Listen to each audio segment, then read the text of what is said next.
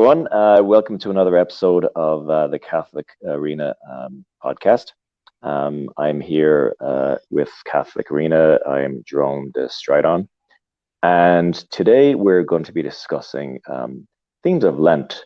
Um, we'll be focusing on this Lenten exercise that actually be performed in other parts of the year, but it actually some period it actually coincides around Lent as well. It's called Exodus 90.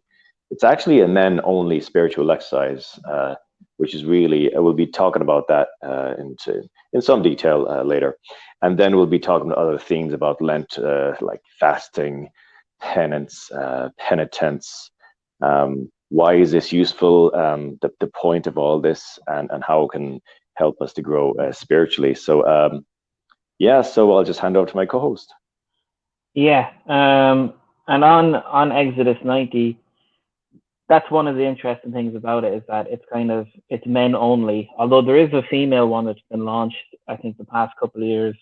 It's called Fiat 90. I don't know too much about that. Maybe it just means less cold showers or something like that. But I know the Exodus 90. That's the big interesting thing about it. That's why I think a lot of people are fascinated by it. That it's taken a lot of it's taken the interest of a lot of men, and when people do it, the one thing that they say about it is that it helps them get to know other men who are Catholic, helps them get to talk to them and feel confident about being Catholic, and then it does it through things that a lot of men would enjoy that they don't normally associate with being in the church, like fitness and reading and things like that. So for people who maybe go to mainstream stuff in the church and they feel it's a bit unmanly, I think it's a really good thing, and it seems to be growing and growing every year. Which is great. And you've done it, haven't you? Yeah, yeah. I've done it. But some friends told me about it. That some Catholic friends, and I thought, no, that sounds horrible. I can't do that. I mean, it's basically what it is. It's 90 days, which is the first thing, and it's a combination of prayer, penitence, and abstinence. And the prayer is you have to set aside a full hour each day to pray. And for me, that was quite a challenge because I've never, I mean, I just, as I alluded to before, I wasn't long back in my faith, really. But long story short, I mean, that it definitely did help me deepen my faith. But getting back to the what it's about, it's so the three components, as I said, there's an hour of prayer every day, which is quite a challenge when you're working and everything, and you really have to set aside the time no matter how you feel.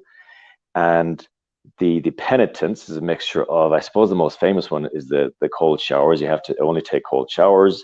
You can't have any sweets or snacks. No movies or videos or YouTube of any kind, even your favorite podcast. That's all out. Um, so it's just did I mention? Yeah, and then the fasting, of course, you need to.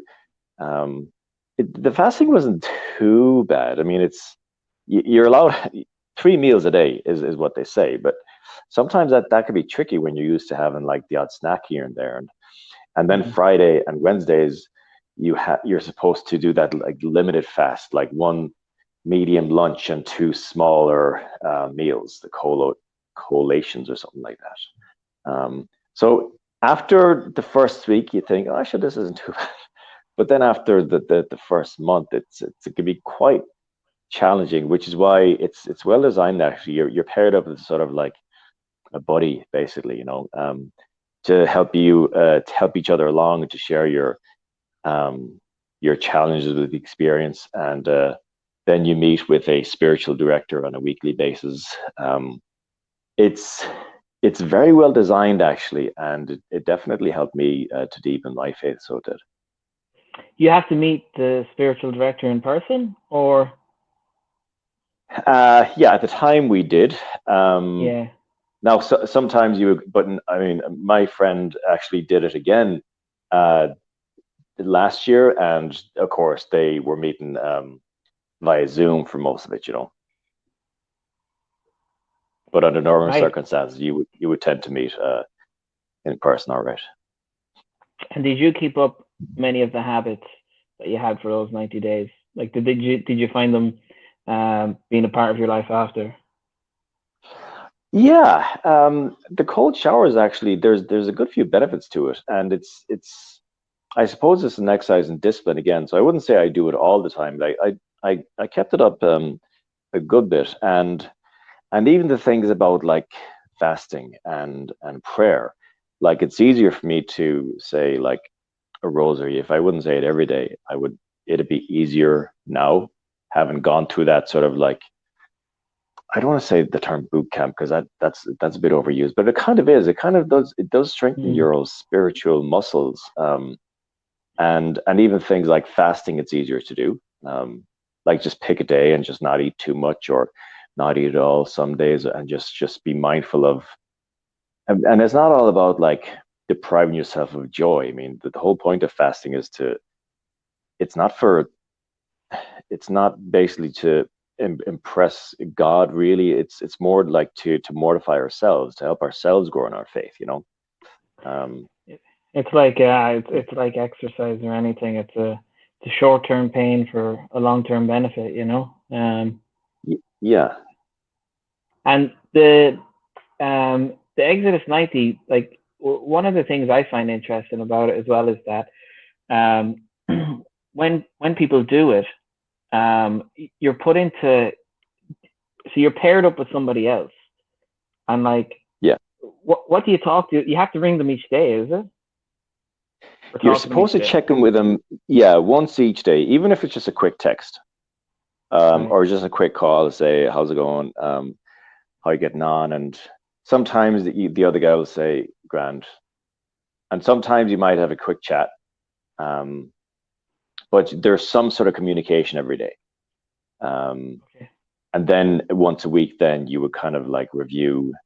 It kind of has a set formula as well because, like I said, it's well designed and it's kind of designed as well to respect people's times. It even has like a set agenda and like a timeline because it doesn't want people to be talking too much because like you don't want to be like there for ages either, you know, because everyone has their own lives and Yeah. there that's one of the things I observed is in our group. I mean, there was a few.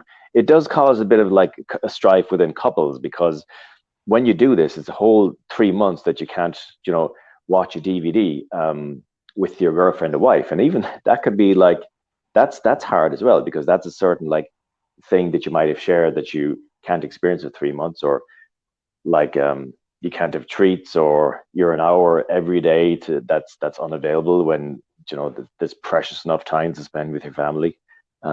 So that did come up, but I mean, you know, it is short term and it's only for it sounds long actually thinking about 3 months, like 90 whole days, but it's Yeah.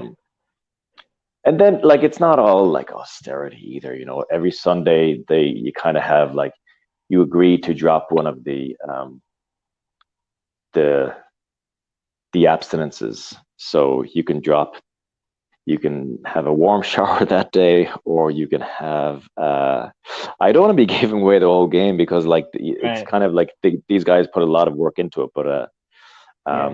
but you would have to sign up for it anyway. You couldn't really do it on your own because it's a very very well designed program, like I said, and you would need to sign up, and it's actually it's fine. It doesn't cost that much at all. Um, but yeah, so every Sunday you can kind of relax a little bit, or maybe have a piece of cake, or but you couldn't go over to town either, you know. But It's what I really like about it is that, like we said before, that a lot of the problems in the church, people look to the bishops and they look to the priests and things like that, and they forget sometimes, like, just go ahead and do it. And I mean, if it was something really bad, they could say to you, you probably shouldn't be doing this. But with most hmm, things, especially something like this, if you're actually just enriching somebody's spiritual life, if you're actually just reviving some of the traditions that we've forgotten in the church, like fasting and even just basic Catholic charity, which is what this is, that you've men, we don't really have fraternity fraternal societies in the church like we used to. And so that's what this is, you know, and it's a way to kind of get people to know each other and support each other.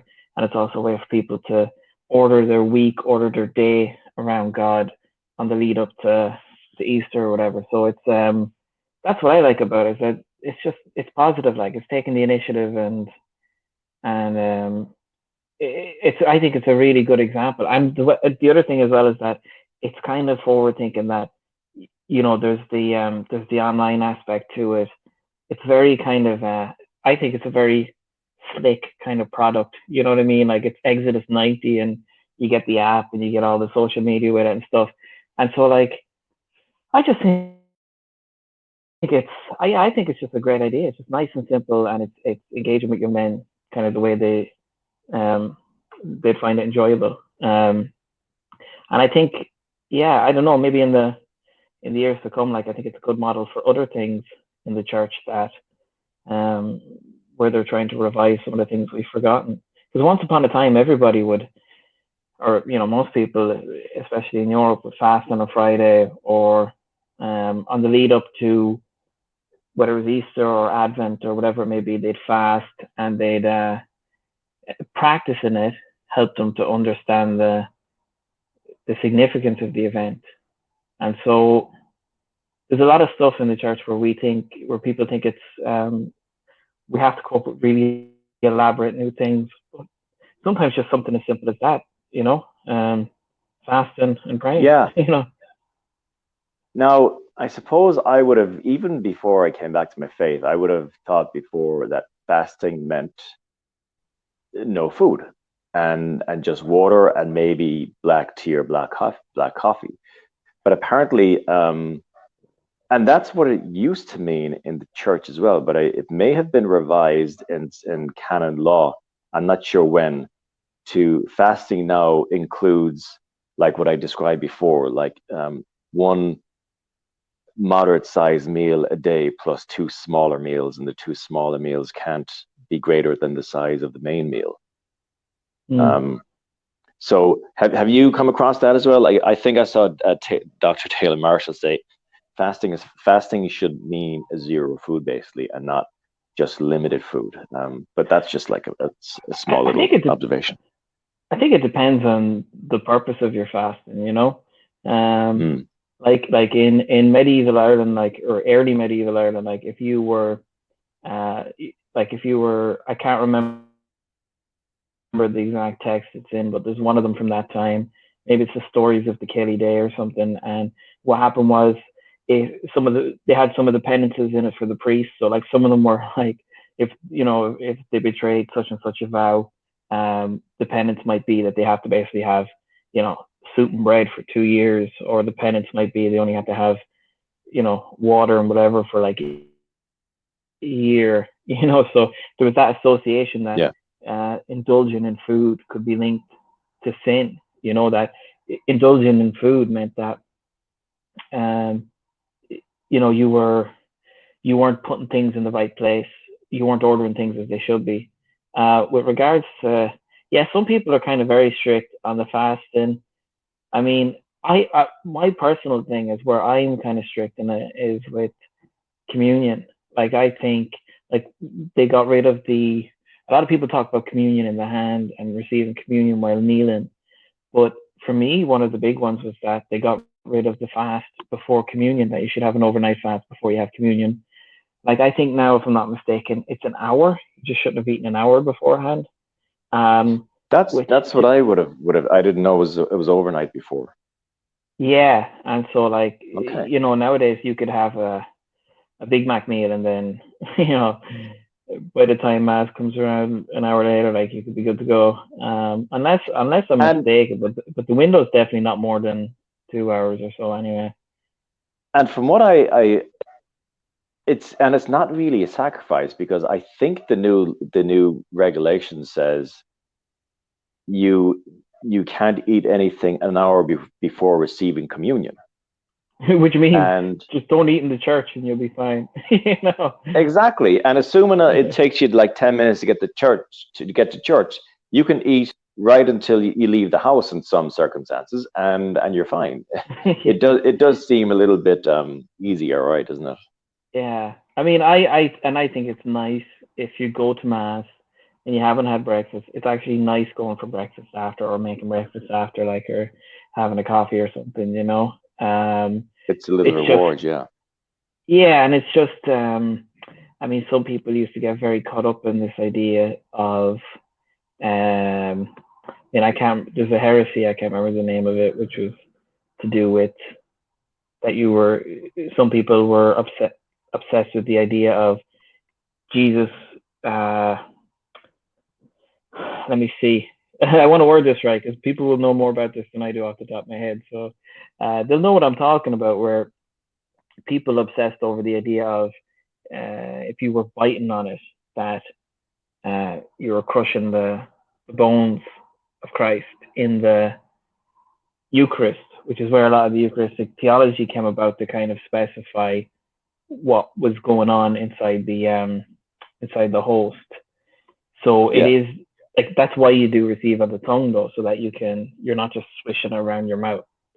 But it's the thing about it was that for people who obsessed over that, I guess it's a fair point anyway to say that, you know, when you receive communion, you should try to receive it in as orderly a way as possible, you know. And so to kind of yeah, I mean, I think going and eating an hour beforehand is not good. So like fasting, I suppose the point I was coming back to was, I think the purpose of fasting is the really important thing, that if you're fasting for communion, you know, I mean, 12 hours, I mean, go to bed, you know, and then get up and just have food after, you know what I mean? It's not that hard.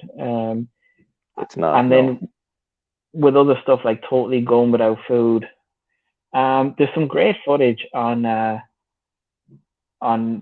British Pate website. You know, it shows all the old clips of everything, and Yeah. there's some great footage of people going up Croagh Patrick on the pilgrimage, like from the 50s and 40s and whenever. And on the footage, it shows all the people, they're going barefoot, and a lot of them wouldn't have eaten since the night before. And of course, they would have gone first thing in the morning, wouldn't they? Anyways, they get to the top, and they'll have their packed lunch, and they have mass, and they have it after the mass, you know. And Yeah. it's when you see it. I mean, like, people in Ireland nowadays love to scoff at these people and think there's nothing special about these people from this time, you know. And when you look at it, you actually realize, you know, they had a powerful faith. Like, I don't buy into the idea that Ireland back then, oh, they were just following a religion. They didn't really believe. I don't believe that, because the way you show you believe is always in practicing it. So people going on pilgrimage and stuff, I find it very hard to believe that those people were just doing it to for social reasons, like walking up it in their barefoot and not eating the night before. You know what I mean? So It it's a lot easier to make that claim about people going to mass because just say just from their side, okay, maybe there was some social shaming if you weren't seen in mass, basically. mm, But people going to Croagh Patrick, there was no priest, like, herding people up there. I mean, people did yeah, that of their own volition, and no one was looking for brownie points. Everyone did it basically because of their, like you said, of their strong faith. and yeah, and to kind of get to that, like what you were saying there about the the strictness of it. Okay, so with the no fasting, one of the criticisms of that was made towards Exodus 90 was, some people were saying it was a type of Pelagianism. So Pelagianism, the idea that you can work your way to heaven, and people were saying, like, the idea, well, if I just have loads of cold showers, if I just fast, I'm actually earning my way to heaven. And so there was a bit of debate about it when it first came out. And so, because some people were saying, well, you know, like St. Paul says, it's about how much love you put into things. So some people were trying to criticize it, saying, you know, you can get caught up in the saying, well, I did this, I did this, I did this. And I don't know. What do you think about that? Is that an unfair criticism, or is that a temptation It's that somebody could say? yeah, actually, one of the things in the program is that as hard as some of these exercises are, you're actually not supposed to talk about how hard the exercises are. You're supposed to just take them on and use them to just deepen your faith and use the pain of whatever temporary loss you have from that thing that you like, whether that's a film, whether um, it's a piece of steak on a well, I suppose we shouldn't be eating meat on a Friday anyway in most circumstances. But even if it's like cake that you can't have anymore, or the cold showers that you find very hard, you're not supposed to complain about it. You're supposed to use it to like to steel your discipline um and to deepen your faith in God, and just like offer up the discomfort, offer up the need you have for that thing that you're giving up. So yeah, there wouldn't be a fair criticism, I suppose. I mean, from people who haven't done it, I might see that, but you have to really go through it to see how. One of the things about fasting I found that it kind of, especially in days when you just like fast for the whole day, and even not eat food like a 12 hour and even a 24-hour fast, it definitely I find that it sharpens the mind, and it Yeah, makes it kind of even on a physiological level, it definitely sharpens your senses, and you're more aware that you're doing without something, and it's something that you can be proud of, that you actually had the mental fortitude to forego a certain pleasure, whether that was like a nice big like a sandwich, or a decadent piece of chocolate or something. Um, and but just sex as an idea aside, like the benefits of what's what do you think in like in theological terms is the main point of fasting and penitence, and why is it good for Catholics to do it, do you think? I've always thought that it's it's a reminder that the we don't live in our human bodies forever. It's a reminder of eternity that we depend on God, and the food and everything that we have. Of course, it's important to stay alive, but it's not an end to itself. Like I think, if you take a guy like Christopher Hitchens, Christopher Hitchens loved food, loved drink, loved. I mean, I don't want to use the term glutton because some people say G.K. Chesterton was a glutton, but Yeah, G.K. Chesterton said the best meal in the world is beer and bread and cheese, and yeah, so you can be a holy glutton and of course if you go back to medieval times, a lot of the monks and stuff. I mean, one of the criticisms that the Protestants made when the Reformation happened was they said that a lot of the monks were fat and well fed and rich and gluttonous. But and Saint Thomas Aquinas, he was a quite a portly man, as far as I've in some yeah, accounts that I've read. some people think that was that was muscle, but I don't know. and but Big it's boned. yeah, big bones. But with that's the thing, I guess, with people can get caught up in the pleasures of this life, and essentially it's making a god of things. So food can be somebody's god, or money can be somebody's god, and so those are the things that people worship. In other words, they get caught up with things that they put in the place of God, and so they won't last forever. And you have to put everything in its proper place. If it means one thing to be a Catholic, it means putting everything in its proper order. That's what Thomas Aquinas would have said. That you have to put everything in its proper order. So food has its place, even if you go back to the pagan Romans, like they would have. I mean, I don't know how much truth there is in this, but people say that they used to eat so much that they'd throw up and then they could eat again. you know. Yeah, And so the so vomitorium or food, something like that. yeah, so food can be a type of god to people. So that removes that, and so can comfort, which is where the idea of having the cold shower comes in. Which the interesting thing about any of this is that all of this is actually good for you. Like fasting is good for you. Having a cold shower is good for you because if you go out into the cold weather after you've had a warm shower, it's not as good for your immune system as if you've had a cold shower. This was always my understanding of it.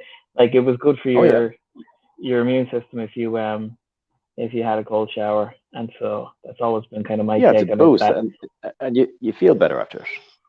yeah, it wakes you up. It's good for your immune system, and then the other stuff too is like you're communicating with other people and everything. And I think yeah, I think with fasting, it's just a reminder to people that food isn't everything, and not to make a god of it. You know, it's important, and I think the other stuff doing without social media stuff that's important for young people now too. Um, but it's Yeah, we can overdo it, and in terms of discipline, um, discipline might seem unnecessarily harsh, but the idea of just talking about the just the practical sides, people might think first, people might think discipline is unnecessarily harsh, and why should you deprive yourself of things that you like? Well, for a very practical reason that you should deprive yourself of the things you like, because you're able to withstand life's unexpected circumstances that you come across more easily. If you're used to disciplining yourself in terms of like prayer, fasting, penitence, like if something does happen, you're you're less likely to fall apart or to lose your head or just to freak out when things like that happen. And on the spiritual side of it, it it helps you to I think it just helps you to communicate with God better, because it increases your patience, um, meekness, which is now a lot of people think meekness is it's just basically another word for weak. But I think that's a peculiar aspect of how it's translated into English. But what meekness actually is, it's a virtue which helps you increase your patience, which actually helps you to be a stronger man. Let's just talk about folks and men for a second, because this is what Exodus 90 is. Men are sometimes reluctant to be meek, um, but disregard the sort of mouseish, mild mannered connotations that people think about it. To increase in meekness basically means to become more patient, to forgive more readily, um, and it just basically helps you to be in better and closer communion with God, because you can take and the other thing about patience, the relation to meekness, is that if you're prone to anger, well, that's not good, especially when it's silly anger, and you can sin in terms of like lashing out at someone when there's no real need to. But the more you grow in patience, the less likely you are to lose the head for something silly, and consequently, the less likely you are to sin, which is always a good thing. Whether even if you're not Catholic, isn't it always better to be a calm, rational person than someone who just eats whatever they want when they want, doesn't deprive themselves of anything, because eat, drink, and be merry, for tomorrow you die, sort of thing. um, those kind of people I kind of feel bad for, because when things don't go to plan, or when they don't have everything lined up the way they like it, they can't they don't manage things as well. yeah, it's it says in the Gospels, "By patience possess your souls." And in the people that Christ has to deal with in the Gospels, the apostles, one of the big things with them is they're all impatient. Like Peter taking his sword out and Thomas doubting and things like that. So it's an important trait for men to learn, that you have to be patient and you have to be meek, and it's a contradiction. It's one of those contradictions of the faith that the more meek you are, the more room you have for masculinity to thrive. So from what you've told me about Exodus 90, for anyone listening, I haven't done Exodus 90, but I will do it sometime. Yeah. But that's what I really admire about it, is that it has that perfect mix of meekness and masculinity, which is what I think I admire about it. I've certainly, I'm really glad that I did it.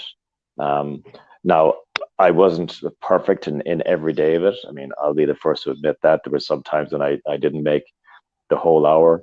Now, it's not as if like no one's going to say if after the 25th day they found you did only 15 minutes of prayer that you're going to kick you out. I mean, one of the things about this whole program is one of the most fundamental aspects is like they're saying, listen, everyone's human.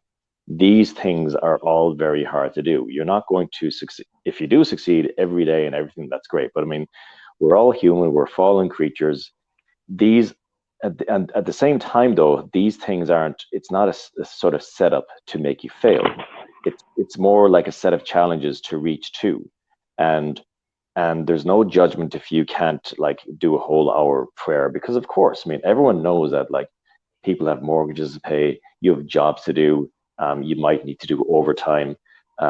So like even if the most you can get is 10 minutes of prayer a day, like there's no admonishment for that. But of course, I mean, you're all sort of like challenged to try to get that hour in as much as possible. Um, I did it a few years ago, and it was, of course, it was pre-lockdown and everything, and it was actually very nice when I could go after work to an adoration chapel that was near me. And I've never really had gone to adoration before, especially for like a full hour, but I found it very, just really relaxing, very comforting. Um, you just feel like it's hard to describe how you feel after just an hour of prayer and meditation on Christ. Really, I'm just so, I wouldn't have, I suppose I wouldn't have bothered with adoration, especially for an hour, without the challenge of Exodus 90 to do it. And of course, I mean, I've met some like sterling lads along the way, and like lifelong friends. And, you know, like the Irish thing, there's always a bit of crack as well. Yeah, We're always, it's not as if it's this, oh, we're only talking about the Bible and, it's all about like the Lord. I mean, we're all human as well, and we have laughs together, and we go out and we meet, and we have a few drinks on occasion as well.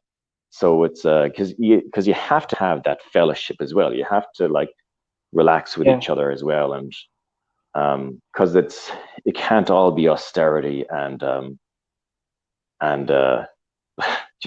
fasting the whole time. It's there is yeah, celebration then when it's finished as well. We had a big party and everything, and it's hugely positive actually. Thinking about it, I mean, I knew we were talking about this, but I suppose in my mind I'm only now like thinking of some of these specific examples of what I really liked about it. yeah. Yeah, Exodus, yeah. At the Exodus time, I 90 aren't suppose paying us. definitely not. Yeah, yeah. But it's yeah. I think more people should do it. Basically, And a lot of grace has come from it. Like I think of the story of Matt Talbot. Like Matt Talbot lived his whole life, had a pretty painful life, and when he died, they found him in Dublin, and only before he went for an autopsy, and they found that he was wearing the chains around him for penance for people who drank. And like it's incredible to think that he's such a well-known figure now, but in his name, loads of alcoholics have been helped since. So the amazing thing is that if you fast, if you do penance, a lot of really amazing graces come out of it that you can see, and that's the amazing yeah. thing too. So there's the stuff you can see, which is in your own life or the friendships you make, but so bearing in mind like that, people get a lot of graces from this stuff, and bearing in mind that a lot of people are very interested in it now. Um, like, is there anything else like that we haven't covered that comes to mind with it that's kind of Well, useful I about all suppose this? the only thing that I would say is that Lent is an amazing time to reflect and to fast and to do penance, and to abstain from the things that you enjoy. But there's actually huge benefits of continue not to the extent of Lent, but to throughout the year. It's always good practice to fast maybe the odd day here and there, or maybe a certain month. Maybe you could decide to not have, I don't know, taters or something like that. Tato, sorry, to our American viewers, it's like Ireland's favorite potato chip, I suppose.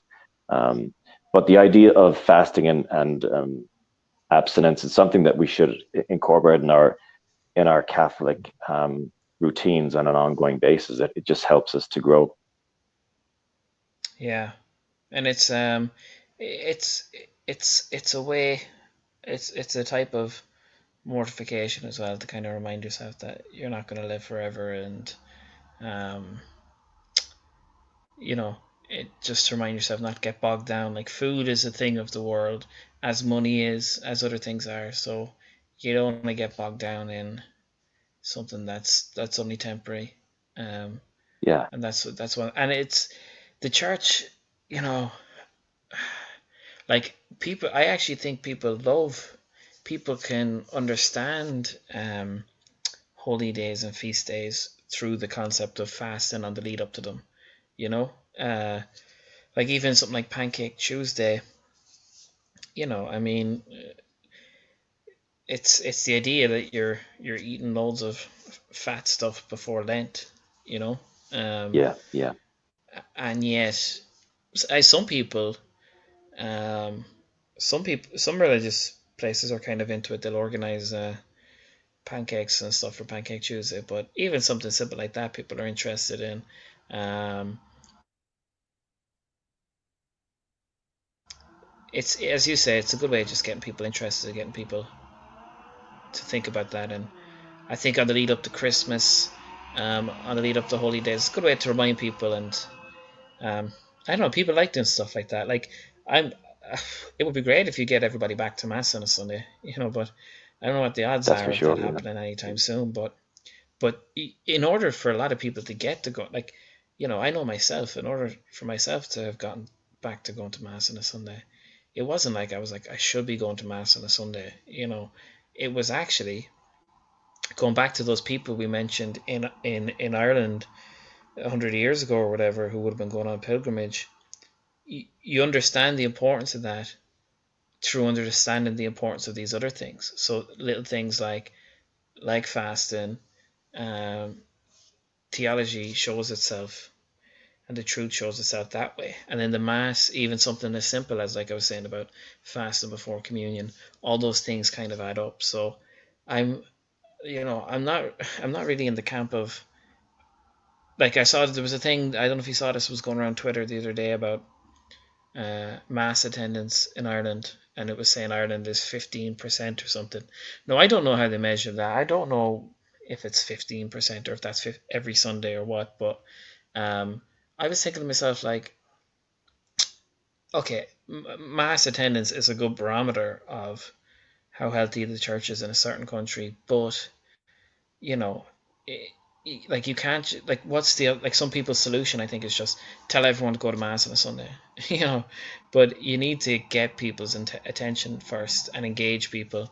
And I think something like fasting, it has that kind of medieval kind of mystery to it.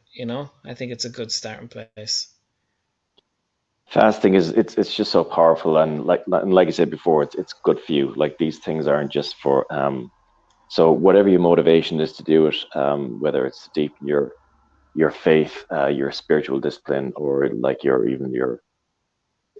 physiological discipline, it's nothing but good can come from it, really. Um, yeah. Um, Yeah, so we're almost we'll do finished, it but together yeah, next year. yeah, yeah, for sure, yeah.